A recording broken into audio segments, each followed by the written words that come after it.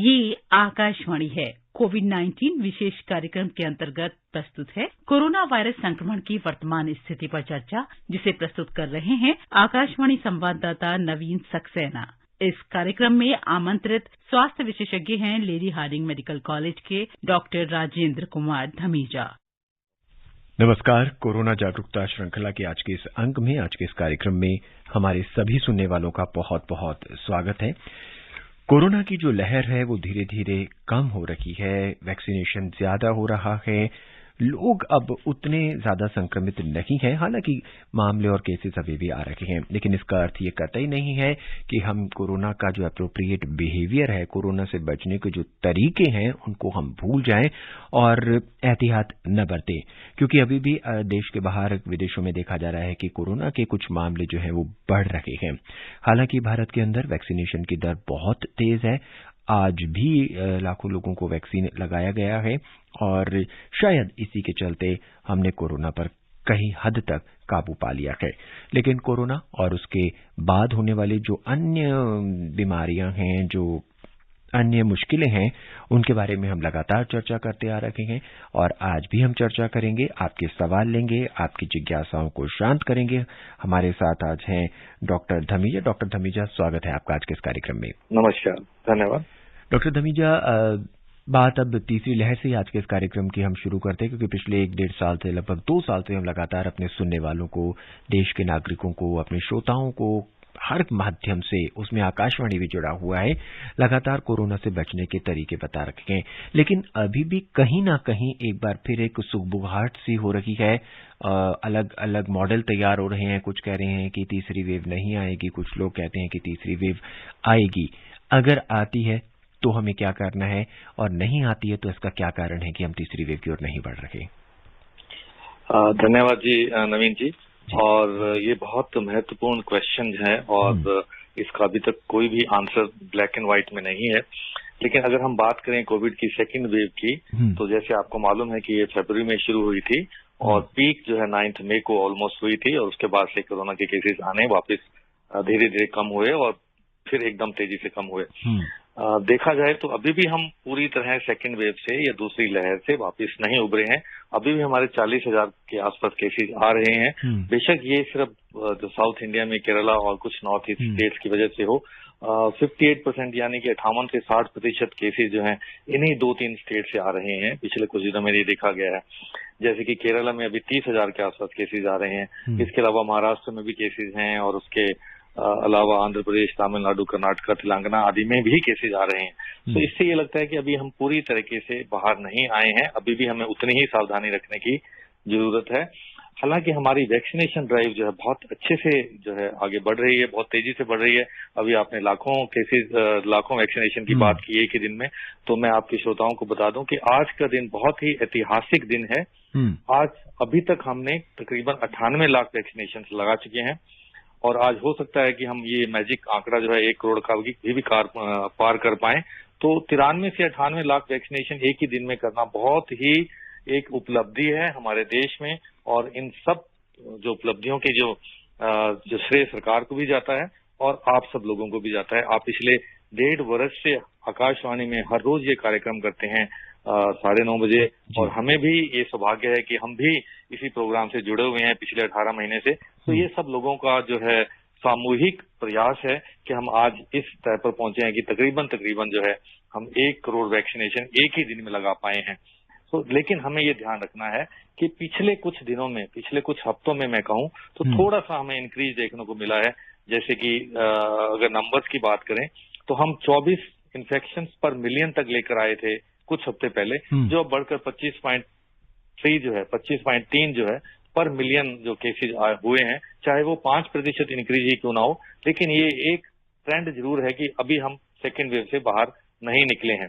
और अगर ये स्थिति, अगर हम वैक्सीनेशन की और अच्छे से कर पाएंगे, लोगों को प्रोत्साहित कर पाएंगे कि वैक्सीन लगवाएं, तो हमें विश्वास है कि हम जो है तीसरी वेव को बचाने में कामयाब हो पाएंगे। लेकिन ये सब डिपेंड करता है कि हमारे लोगों पर कि हम जो है एहतियात पूरी तरह बरतें, क्योंकि सावधानी हटी तो दुर्घटना घटी। हम भी सरकार का साथ दें और 2 गज की दूरी बहुत है जरूरी का नारा जो है प्रधानमंत्री जी का, उस पे हम अभी अमल करें।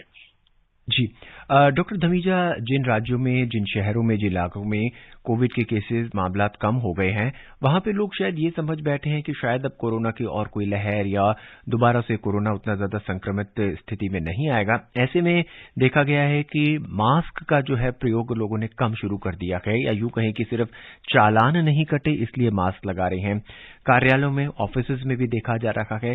तो ये स्थिति शायद अब उतनी अच्छी नहीं कहना चाहिए, क्योंकि अभी कोरोना पूरी तरह से गया नहीं है। जी बिल्कुल ठीक कह रहे हैं, ये कोरोना अभी तक बिल्कुल गया नहीं है। मैंने वही कहा कि अभी हम सेकंड वेव की बॉटम पे हैं, सेकंड वेव से हम उभरे नहीं है, सेकंड वेव अभी भी जारी है। और किसी भी जो स्थिति में, जैसे अब आने वाले कुछ महीनों में हमारे त्योहार आने वाले हैं, अब केरला में हमने देखा है कि ओणम के दौरान केसेस और बढ़े हैं, तो अगले महीने दशहरा है, फिर दिवाली है, फिर नया साल है। तो ये ऐसा समय है जब हमें पहले से भी अधिक सावधानी रखने की जरूरत है। वैक्सीन लगी है, वैक्सीन लगाने के साथ साथ पोस्ट वैक्सीनेशन जो ड्राइव है कोविड अप्रोप्रिएट बिहेवियर का, वो हमें जारी रखना है। हम बार बार ये कहते हैं कि केसेस बेशक कम हुए हैं, लेकिन खत्म नहीं हुए हैं, और नंबर्स अभी भी ऐसे हैं कि 25 केसेस प्रति मिलियन आज की तारीख में, वो भी काफी मायने रखते हैं। और कुछ स्टेट्स में चाहे 58% हो, चाहे 60% पूरी जनसंख्या के हों, लेकिन अभी भी हैं। और ये संख्या जो है बहुत ही हमें सावधानी वाली रखने वाली जो है संदेश देती है। और ये पूरे देश की बात करें तो केरला में डेफिनेटली ये जो 561 केसेस पर मिलियन का जो आंकड़ा है, ये बहुत ही बड़ा आंकड़ा है। इसी से हमें सबक लेना चाहिए कि आज केरला में अगर केसेस बढ़े हैं तो त्योहारों में हमारे भी केसेस बढ़ सकते हैं। इसीलिए हमें सावधानी रखनी चाहिए। और वीकली एवरेज में भी हम देखें तो ये कुछ स्थानों पर वीकली एवरेज जो है बढ़ी है, और कुछ स्थानों पर जो है डाउन आई है, लेकिन उतनी डाउन नहीं आई है कि हम ये कह दें कि अभी मास्क की जरूरत नहीं है। मास्क अभी भी जरूरी है, और पहले से भी ज्यादा जरूरी है, ताकि लोग इन्फेक्शन या ब्रेक थ्रू इन्फेक्शन जिसको हम बोलते हैं, उससे बचे रहें। जी, और लोगों को ये समझने की जरूरत है कि देश में पहले सिर्फ एक ही केस आया होगा, और उससे ही जब इतना हालत हो गई है, तो अभी फिलहाल हमें और सावधानी की जरूरत है। मध्य प्रदेश की ओर चलते हैं। हमारे पहले कॉलर आज के हमसे जुड़ चुके हैं, रीवा से बीरेंद्र सिंह। बीरेंद्र जी, स्वागत है आपका। जी सर, नमस्कार। नमस्कार। आपको भी नमस्कार। नमस्कार जी सर, मैं ये रेडियो में आपका आज सुनाई दे नहीं रहा है, तो मोबाइल सर फोन मत काटिए। जी जी, कहिए। सर, मैं ये पूछ रहा था कि जैसे अपने देश में अभी 45 से 46 करोड़ लोगों को पहली डोज लग गया, और दूसरा डोज जो है तो अभी लगभग 12 से 15 करोड़ तक ही सीमित रह गया। ऐसा क्यों है?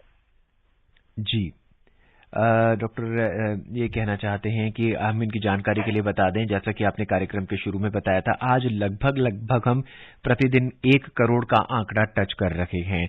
तो वैक्सीन जो है उतनी ही तत्परता से लग रहे हैं, और वैक्सीन के कारण ही जो है हम कोरोना को कहीं ना कहीं रोक पाए हैं। बिल्कुल ठीक कहा। न केवल 1 करोड़ का आंकड़ा हम छूने वाले हैं, बल्कि आज की तारीख में हमने 62 करोड़ लोगों को वैक्सीन लगाई है। फर्स्ट डोज और सेकेंड डोज दोनों को मिलाकर 62 करोड़ लोगों को वैक्सीन लगाना एक बहुत बड़ा जो है प्रयास रहा है सरकार का, और ये बहुत अच्छा आंकड़ा है। तो ये पहली डोज लगने के कुछ अंतराल बाद ही सेकेंड डोज लग सकती है, तो हम ये नहीं कह सकते कि सभी को जो है सेकेंड डोज लग जाएगी। पहली डोज के 4 हफ्ते बाद ही आपको वैक्सीन लगेगी, और 12 हफ्ते बाद ही आपको कोविशील्ड लगेगी। तो इसलिए समय आने पर ही नंबर सेकेंड डोज का बढ़ेगा। लेकिन हमारा जिस हिसाब से, जिस गति से पहली डोज का जो वैक्सीनेशन ड्राइव चल रहा है, उससे डेफिनेटली हम सेकेंड डोज वाला आंकड़ा भी समय आने पर पूरा कर पाएंगे। और डॉक्टर धमीजा, लगभग 60 करोड़ लोगों को, 61 या 62 करोड़ लोगों को जो टीका लग चुका है, यूं कहेंगे 50% की आबादी को टीका हम लगा चुके हैं।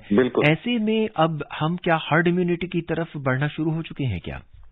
देखिए, हर्ड इम्यूनिटी बहुत सारे चीजों पर निर्भर करती है कि पहले कितने लोगों को इन्फेक्शन हो चुका है और कितने लोगों को वैक्सीनेशन लग चुका है। तो हमें हर्ड इम्यूनिटी को सोचकर कभी भी लापरवाही नहीं रखनी चाहिए। हम ये मास्क की बार बार जो हम बात करते हैं, वो इसलिए कहते हैं कि मास्क न केवल हमें बचाता है, बल्कि दूसरे लोगों को भी बचाता है, ताकि अगर एक व्यक्ति को संक्रमण है तो वो दूसरे व्यक्ति को संक्रमित ना कर पाए। इसीलिए हम मास्क की जो बात करते हैं और दूरी रखने की बात करते हैं। सो हर्ड इम्यूनिटी एक अपनी जगह है, लेकिन सरकार का प्रयास है और हम सब लोगों का प्रयास यही होना चाहिए कि हम अपने आप को भी सुरक्षित रखें और समाज को भी सुरक्षित रखें, ताकि हमसे किसी और को इन्फेक्शन ना लग पाए, चाहे वो हमारे परिवार में हो, चाहे हमारे वो कार्यालय में हो, चाहे वो हमारे समाज में हो। जी डॉक्टर, वैक्सीनेशन होने के बाद, वैक्सीनेशन लगने के बाद अब कुछ व्यक्ति सामूहिक रूप से एंटीबॉडीज टेस्ट करवाते हैं। कुछ कार्यालयों में भी एंटीबॉडीज टेस्ट होते हैं, फिर उसकी रिपोर्ट आती है, मॉडरेट हैं, हाई हैं, वेरी वेरी हाई हैं। तो ऐसे में लोग कहते हैं कि जिनको मॉडरेट है कि भाई हमारे अंदर तो इम्यूनिटी नहीं हुई, हालांकि हमने दोनों टीके लगवा रखे हैं। ऐसे में आप क्या कहेंगे? देखिए नवीन जी, इम्यूनिटी जो वैक्सीन के बाद आती है वो एंटीबॉडीज के द्वारा भी आती है और सेलुलर इम्यूनिटी भी होती है जो टी सेल बनाते हैं। तो जो एंटीबॉडीज मेजर करते हैं वो सिर्फ जो हमारी न्यूट्रलाइजिंग एंटीबॉडीज हैं या जो हमारी ह्यूमरल इम्यूनिटी है उसी को ही हम जो है मेजर करते हैं। सो एंटीबॉडीज का होना बिल्कुल ये नहीं कहता है कि आपकी वैक्सीनेशन जो है कम रही या ज्यादा रही। वैक्सीनेशन एक तरीका है प्रोटेक्शन का, बट लेकिन इसके अलावा दूसरे भी जो बॉडी के हमारे शरीर का रिस्पॉन्स है वैक्सीन के बाद वो होता है और सेलुलर लेवल पे होता है। इसलिए मैं आपके माध्यम से ये कहना चाहता हूँ आपके श्रोताओं को, हमारे श्रोताओं को, कि सिर्फ एंटीबॉडी टेस्ट पर मत जाएं। आप अपने आप को सुरक्षित रखें, वैक्सीनेशन लगवाएं और वैक्सीनेशन के बाद जो कोविड अप्रोप्रिएट प्रोटोकॉल जो सरकार द्वारा बार बार बताए जा रहे हैं उनका पालन करें ताकि हम सब लोग थर्ड वेव से बच पाएं। जी, और अपने आप में एक्सपर्ट बनने की कोशिश नहीं करें, क्योंकि कई बार देखा गया है कि खुद भी एक्सपर्ट मत बने और जो सोशल मीडिया में मिस इन्फॉर्मेशन होती है, चाहे वो व्हाट्सएप के द्वारा हो चाहे वो दूसरे सोशल मीडिया प्लेटफॉर्म पे, उन पे मत जाएं। साइंटिफिक एडवाइस के द्वारा ही चलें। अगर आप बीमार होते हैं तो कहाँ जाते हैं? आप डॉक्टर के पास जाते हैं, उन्हीं की एडवाइस लेते हैं। तो इसके बारे में भी आप अपने चिकित्सक की सलाह लें, ना कि सोशल मीडिया की सलाह पर जाएं। हरियाणा के गुरुग्राम का रुख करते हैं, वहां से शकील अहमद हमारे साथ जुड़ चुके हैं। शकील जी, स्वागत है आपका आज के इस कार्यक्रम में। नमस्कार सर, स्वागत के लिए धन्यवाद जी। डॉक्टर साहब को भी नमस्कार। नमस्कार सर, मेरा एक सवाल है, मैं ये जानना चाहता हूँ कि जैसे कोरोना वायरस का कोई पॉजिटिव व्यक्ति है और उसको मच्छर ने काट लिया और वही मच्छर नेगेटिव व्यक्ति को अगर जो काटता है तो क्या उससे भी कोरोना फैलने का खतरा है? जी, और हमें इससे क्या बचाव करने का सावधानी चाहिए? जी जी डॉक्टर, ये बताने की कृपा करें। बहुत ही क्वेश्चन है। देखिए, कोरोना जो है मच्छर के काटने से नहीं फैलता है, जबकि डेंगू मलेरिया जो है वो बीमारियां मच्छरों के काटने से फैलती हैं। कोरोना का वायरस जो है SARS-CoV-2 वो हवा से, सांस की हवा से, जो सांस हम छोड़ते हैं या कफ करते हैं या स्नीजिंग करते हैं, उससे फैलता है। तो मच्छर का इसमें काटना या ना काटना, पॉजिटिव का या नेगेटिव का, कोई महत्वपूर्ण नहीं है, उससे कोरोना नहीं फैलता है। जी, हमें उम्मीद है कि आपको अपने प्रश्न का जवाब मिल गया होगा। आइए अब बड़ौत से महेश शर्मा जी का सवाल सुनते हैं। महेश जी, स्वागत है आपका आज के इस कार्यक्रम में। नमस्कार जी, आपको प्यार भरा नमस्कार। जी नमस्कार। मैं मालूम करना चाह रहा जी, तीसरी लाइन आने की संभावना है, डेल्टा प्लस क्या है, इसको समझाकर बताइए, आपकी अति कृपा होगी। जी डॉक्टर, डेल्टा प्लस क्या है, एक बार हमारे श्रोताओं को समझाइए। देखिए, कोरोना वायरस जो है, जो पहला वायरस था वुहान वाला, जिसको हम वाइल्ड वायरस बोलते हैं, उसके बाद जैसे जैसे ये बीमारी फैली तो एक ये नेचुरल स्वाभाविक जो है, जो आरएनए वायरसेज होते हैं, जो कि कोरोना वायरस है, एक टाइप का आरएनए वायरस है, और उसका ये स्वभाव है कि वो बार बार रूप बदलता है। तो इसमें भी अलग अलग इसमें रूप बदले। पहले यूके वेरिएंट आया, उसके बाद फिर जो डेल्टा वेरिएंट आया, उसके बाद भी वेरिएंट आए हैं। और इसमें जो इसका जो जेनेटिक स्ट्रक्चर है उसमें थोड़ा बहुत बदलाव जब होता है तो इसका स्वरूप बदलता है, और उसी को हम म्यूटेशंस बोलते हैं या वेरिएंट बोलते हैं। तो अभी तक जो फैल रहा है वायरस वो डेल्टा वायरस ही है, चाहे वो भारत में हो या भारत से बाहर हो।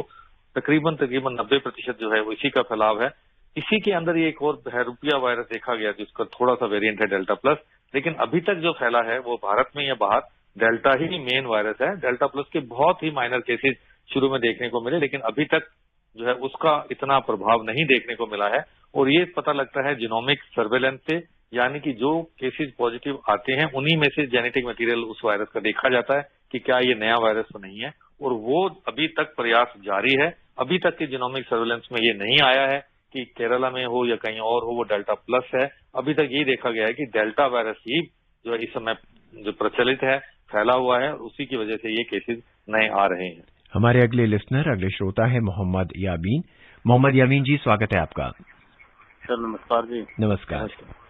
सर मैं ये जानना चाह रहा हूँ, जैसे लोग आजकल लापरवाह हो गए हैं बहुत ज्यादा, मास्क भी नहीं लगा रहे, सैनिटाइज भी नहीं कर रहे, तो इसका हमारे को कितना उसका भुगतान करना पड़ेगा, अपना बीमारी कितनी होगी, देखो थोड़ा समझाएं आप।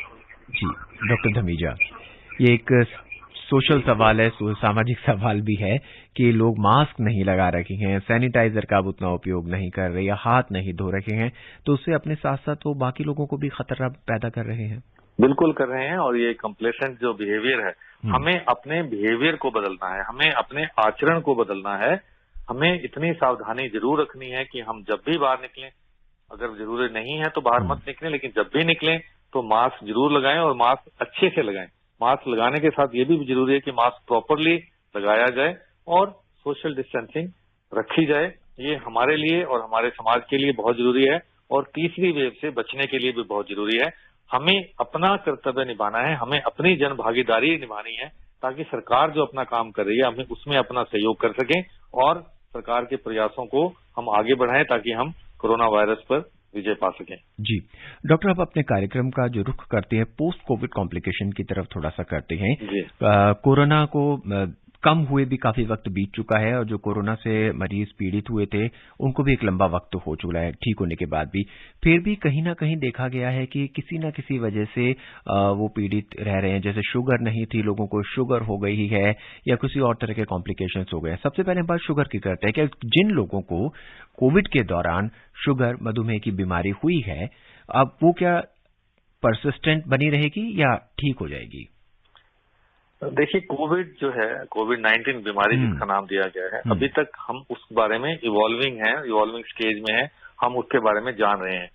अभी हाल ही कुछ दिनों पहले लैंसेट में एक स्टडी आई है, जो कि एक बहुत बड़ी स्टडी है, पूरे 1 साल की स्टडी है, कि पहला कोई केस जो आए थे कोरोना के, उनको आए हुए अब 1 साल से ज्यादा हो गया। उन लोगों को एनालाइज किया गया, और कुछ लोगों को 12 महीने के बाद, यानी कि 1 वर्ष के बाद भी कोई ना कोई सिम्टम्स मिला है। तो लॉन्ग कोविड सिम्टम जिसको हम बोलते हैं, लॉन्ग कोविड सिंड्रोम जिसको बोलते हैं, वो कितना लॉन्ग है अभी तक इसका उत्तर नहीं मिला है। लेकिन अभी तक की जो साइंस ने रिसर्च की है, साइंस से हमें पता लगा है, वो यही है कि तकरीबन 12 महीने तक या 1 साल तक भी ये सिम्टम्स रह सकते हैं।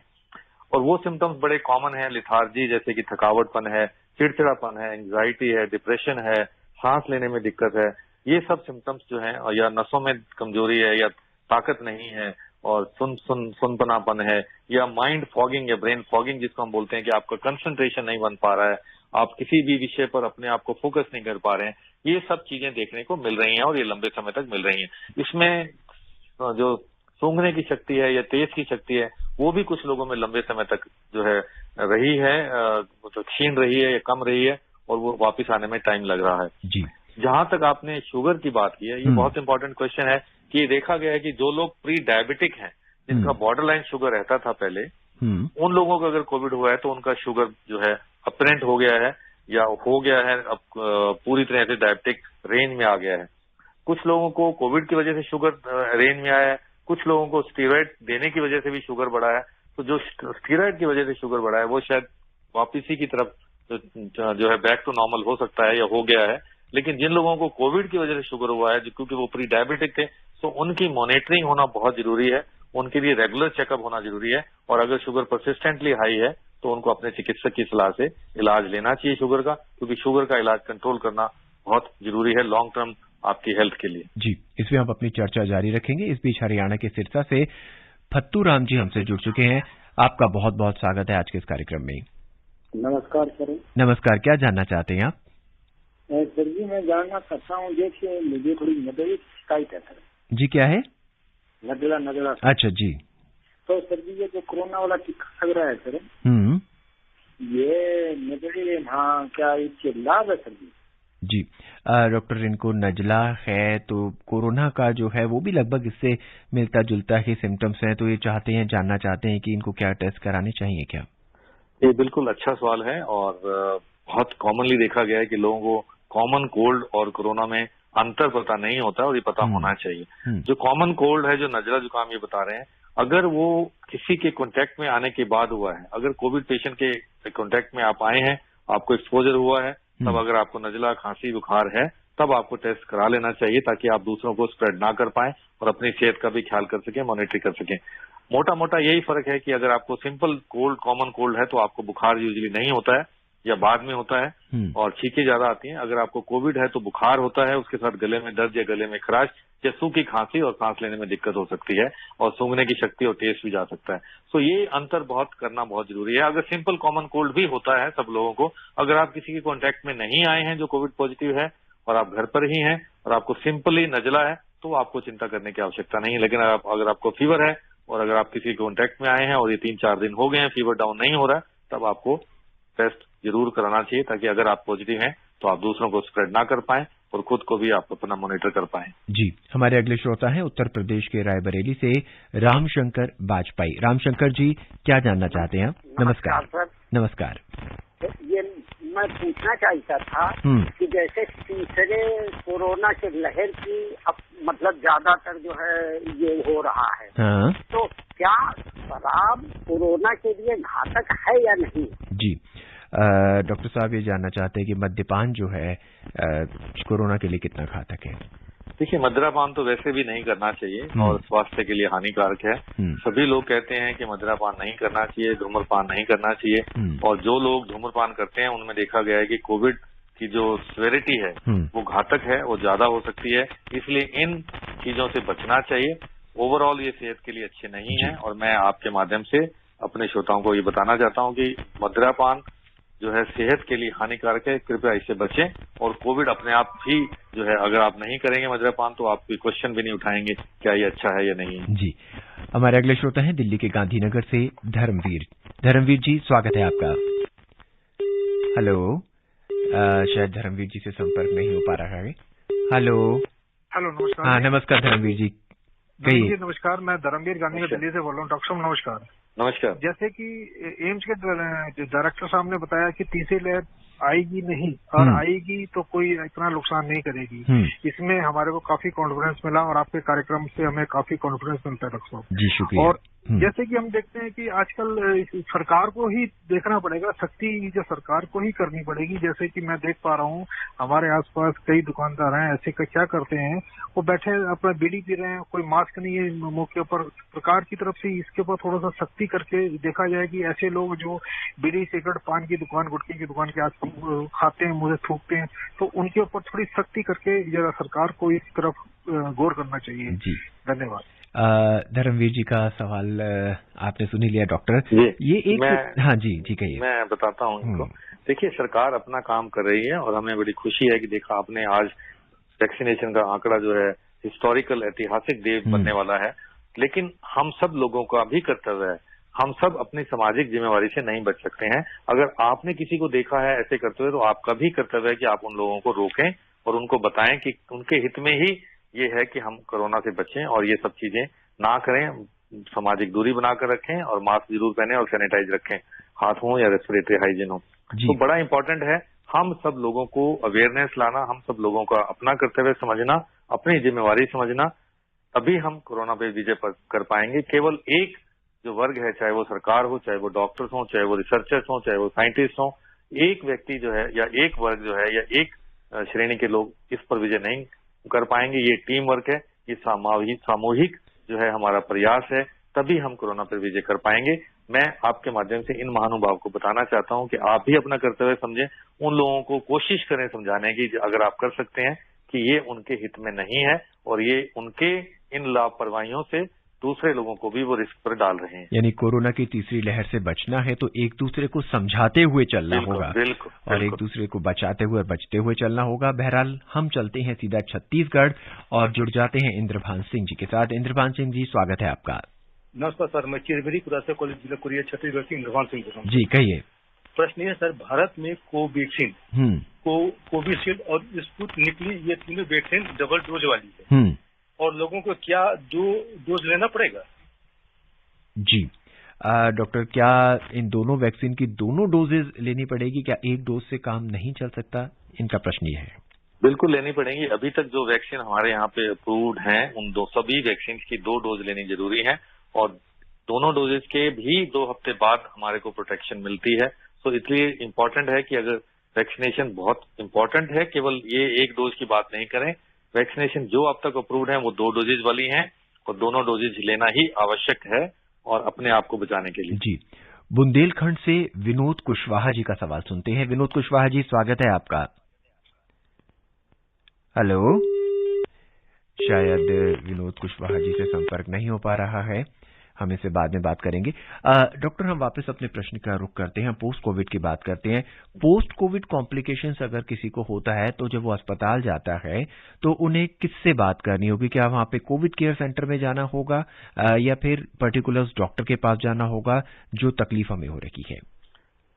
धन्यवाद इस प्रश्न पूछने के लिए, क्योंकि कोविड लॉन्ग कोविड के जो केसेज आ रहे हैं वो इस समय, क्योंकि इतने सारे लोग जो है कोविड से ग्रस्त हो चुके हैं भारत में भी, तो हमारे यहाँ पे भी पूरे अस्पतालों में कोविड क्लिनिक चलाए जा रहे हैं, जो उनको हम लॉन्ग कोविड क्लिनिक या कोविड क्लिनिक के पोस्ट कोविड क्लिनिक बोलते हैं।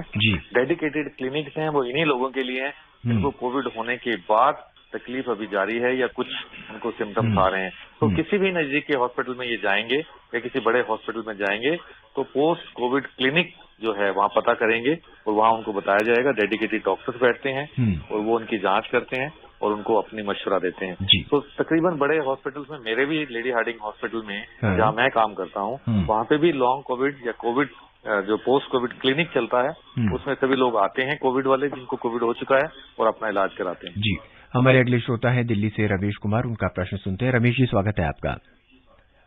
हाँ, नमस्कार सर। जी रमेश जी, कहिए। नमस्कार डॉक्टर साहब। नमस्कार। हाँ डॉक्टर साहब, ऐसा था, मैंने कोवैक्सीन की 2nd डोज लगवाई है। अभी मुझे 10 दिन हो गए, लेकिन मुझे कोई ऐसा सिम्टम नहीं है, कोई बुखार नहीं है, कोई कुछ नहीं, नथिंग जी। और दूसरा डॉक्टर साहब, मेरा क्वेश्चन ये है कि कोवैक्सीन कब तक अप्रूवल हो जाएगी WHO से? थैंक यू डॉक्टर, बहुत संक्षेप में, वक्त हमारे पास कम है। हेलो, देखिए, अगर इन्होंने 2nd डोज लगाई है और कोई इनको सिम्टम्स नहीं हुए हैं तो कोई घबराने की बात नहीं है। सभी लोगों में बुखार नहीं होता है, सभी लोगों में माइनर सिम्टम्स नहीं होते हैं। हम सब लोगों को बार बार यही कहते हैं कि वैक्सीन लगवाने के बाद 1 आध दिन आपको मामूली बुखार हो सकता है या इंजेक्शन वाली जगह पे दर्द हो सकता है। अगर नहीं हुआ है तो कोई बात नहीं, अच्छी बात है, वैक्सीन फिर भी इफेक्टिव है। जहां तक WHO की अप्रूवल की बात है तो उससे कोई फर्क नहीं पड़ता है। हमें अपने आप को बचाने के लिए वैक्सीन लगवानी है, और ताकि अगर हम बचे रहें तो हम अपनी जान भी जो है बचाएंगे, और अगर हमें इन्फेक्शन होती है तो माइल्ड होगी और दूसरों को भी बचा पाएंगे। मध्य प्रदेश से संतोष कुमार साहू काफी देर से इंतजार कर रहे हैं। डॉक्टर, इनका आखिरी प्रश्न है, इनका हम लेते हैं। संतोष जी, स्वागत है आपका। नमस्कार। नमस्कार संतोष जी, क्या प्रश्न है? बहुत संक्षेप में। जय माँ भोराज रेडियो श्रोता संघ, सरकनपुर जिला टीकमगढ़, मध्य प्रदेश से संतोष कुमार साहू बात कर रहे हैं। जी कहिए, क्या जानना चाहते हैं आप? सर, हम ये जानना चाहते हैं कि जैसे आजकल मध्य प्रदेश में आदमी मतलब जो मास्क वगैरह का मतलब जो उपयोग कम करते हैं, और तो क्या ये जायज है या नाजायज है? डॉक्टर साहब, मास्क की इम्पोर्टेंस बहुत ज्यादा है। मास्क सबको लगाना चाहिए, मास्क प्रॉपरली लगाना चाहिए और 2 गज की दूरी बनाकर रखनी चाहिए। इससे ही हम तीसरी लहर से और बच सकते हैं और कोरोना पर विजय प्राप्त कर सकते हैं। डॉक्टर धमीजा जी, हमसे जुड़ने के लिए, सभी सवालों का जवाब देने के लिए, विशेष राय देने के लिए और एंटीबॉडीज के बारे में बताने के लिए कि क्या किस तरह से होना चाहिए और घबराने की जरूरत नहीं है, आपका बहुत बहुत धन्यवाद। बहुत बहुत धन्यवाद जी। मैं सब जाते जाते यही कहना चाहता हूँ कि आने वाले समय में, त्योहारों का समय है, ये समय बहुत क्रूशियल है। पूरी सावधानी रखें, मास्क लगाए रखें, दूरी बनाए रखें और हाथों की और रेस्पिरेटरी हाइजीन को बनाए रखें। ये पहले से भी अब अधिक जरूरी है क्योंकि आने वाला समय बहुत ही क्रूशियल है। जी धन्यवाद डॉक्टर। और हमें उम्मीद है कि आप डॉक्टर साहब के बताए हुए जितने भी उन्होंने परामर्श दिए हैं उन्हें अपनाते रहेंगे, कोरोना से दूर रहेंगे, मास्क लगा के रहेंगे, सैनिटाइज करते रहेंगे अपने हाथों को वक्त पर, और सामाजिक दूरी तो बना के आप रखेंगे। बहरहाल आज के इस अंक में बस इतना ही। मुझे यानी नवीन को दे इजाजत। नमस्कार। कोविड-19 विशेष कार्यक्रम के अंतर्गत अभी आप सुन रहे थे कोरोना वायरस संक्रमण की वर्तमान स्थिति पर चर्चा, जिसे प्रस्तुत कर रहे थे आकाशवाणी संवाददाता नवीन सक्सेना। इस कार्यक्रम में आमंत्रित स्वास्थ्य विशेषज्ञ थे लेडी हार्डिंग मेडिकल कॉलेज के डॉक्टर राजेंद्र कुमार धमीजा। ये कार्यक्रम आकाशवाणी के समाचार सेवा प्रभाग द्वारा प्रस्तुत किया गया। इसे आप हमारे mobile app news on AIR और YouTube channel news on AIR official पर भी सुन सकते हैं। इस कार्यक्रम के संबंध में अपनी प्रतिक्रिया आप हमें ईमेल कर सकते हैं। पता है airnsttalks@gmail.com। ये कार्यक्रम फिर से सुनने के लिए लॉग ऑन करें हमारी वेबसाइट newsonair.nic.in।